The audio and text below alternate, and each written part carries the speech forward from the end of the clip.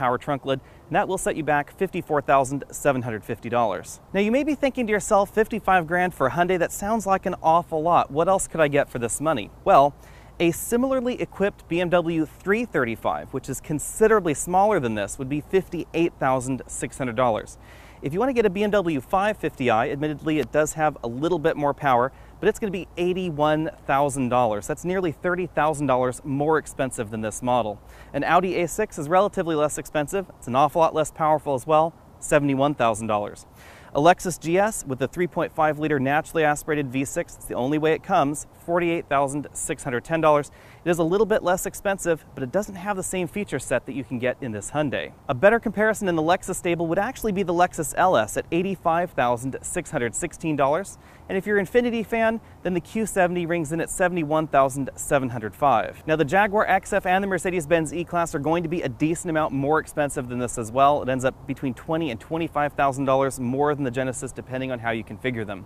Of course, there is that Hyundai Equus and the Kia K900. They're closely related with one another, but they're actually larger than this, and that's why they're more expensive. We will have a complete review of the Kia K900 coming up soon, but it's not exactly the same kind of vehicle as the Genesis. Of course, brand is a really big issue in the luxury segment. It just isn't for me. So my personal choice would be this vehicle over the BMW 3 Series, 5 Series, A6, A8, GS, LS, Q70, E-Class, S-Class, etc. I really like the Genesis. It really speaks to me, and this is probably now my all-time favorite vehicle of this calendar year, beating out the Honda Accord Hybrid. Of course, the Honda Accord Hybrid is a very different vehicle, so if you're looking below this in price tag, then get that hybrid. But the Genesis is an absolutely astonishing buy. So with a statement like that, you can logically assume that the Genesis is definitely a car that I would recommend. But unlike most cars that I review on Alex and Autos, this is a car that I would actually buy if my own money were on the line as well. It really speaks to everything I need in a car. It has all the gadgets and gizmos that I like. It looks really good. It's very comfortable. And I don't really care about the badge that much. So I do know that some people do, and that's a valid concern. If you really want a Mercedes or you really want a BMW, then nothing that the Genesis offers or no price tag discount versus the German competition will really sway you in that.